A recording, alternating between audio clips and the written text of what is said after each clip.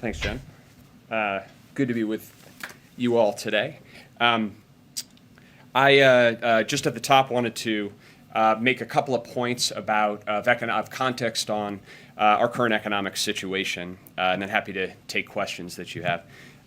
So 4 quick points. First is the context on our economic recovery.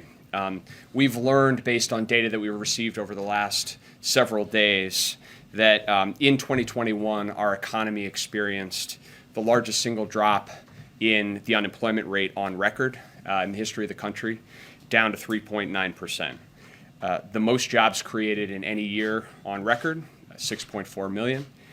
The strongest economic growth of any year in nearly 4 decades, coming in between 5 and 6% over the course of 2021 in all likelihood, and real household income that is taking into account of price increases increased in 2021. So just to repeat that context, the largest decline in unemployment, the most jobs created, and the strongest economic growth in nearly 40 years. The second point is we got December price data today, and I would note that we saw a welcome deceleration in the rate of price increases in a number of respects. In the headline price increase data, we saw a decline month to month to 0.5%, down from 0.8% in the month before. It's still too high, but a moving in the right direction. As I think I say every time here, and if I don't, it's a mistake, we never index too heavily on any individual 1 month of data in any direction. But I would note that we saw in prices from November to December a decline in the rate of growth of the prices for food at home, which is a technical way of saying food that people buy in the grocery store. And we saw a drop in the price of energy, both at the gas pump, but also natural gas and winter heating costs.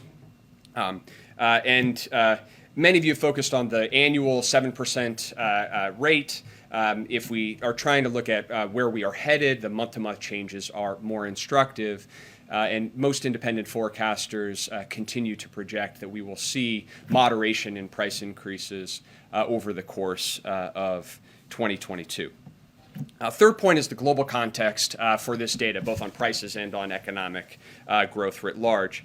What we're seeing right now is these price increases are a global phenomenon, and that reflects the nature of the global challenge of coming through a pandemic crisis and a pandemic-affected recovery. Over the past 6 months, price increases in the United States and Europe have basically run neck and neck. In December, the EU saw its highest recorded inflation on record. Germany saw its highest inflation in December since reunification. And so while there are differences but country by country, this is a global phenomenon and driven by these global issues, which comes to the fourth point, which is given the unique strength of the United States economic recovery, overall growth, as well as the labor market, we are well positioned to attack the challenges of prices and costs head on. And that's exactly what the president and this administration are doing. And it's his principal focus when it comes to the economy. As he laid out on Friday, his approach to attacking prices and costs are grounded in the premise that the right way to do this is to build on the economic successes that we have seen, not to abandon them.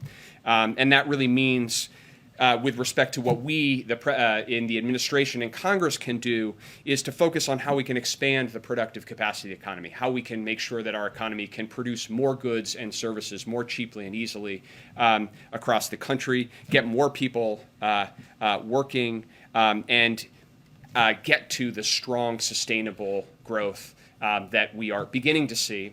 And if we can address these present challenges, we'll hopefully see going forward. The president's outlined a very specific three-part plan to do that around unsticking supply chains, protecting consumers, and promoting competition, and trying to actually reduce directly some of the most significant costs that Americans' families face. And obviously, key elements of the Build Back Better framework go directly at that issue.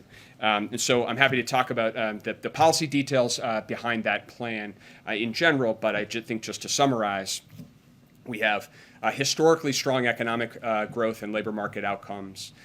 We saw some welcome deceleration, but price increases that are still too high.